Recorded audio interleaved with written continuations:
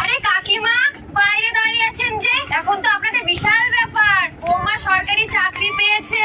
হ্যাঁ, ওই এখন একটু সবাই সম্মান টম্মান করে আর কি, মানতেই হবে। কপাল করে এরকম একটা বৌমা পেয়েছে। হ্যাঁ মা, আমি আসছি।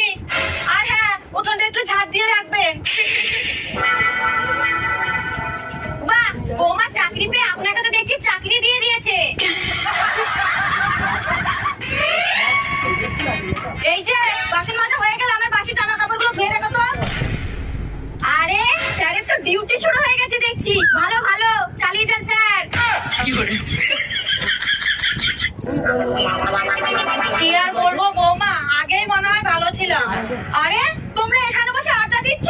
বলি ভাত রান্না হয়েছে না হয়নি? আমি বসিয়ে দিচ্ছি। তারা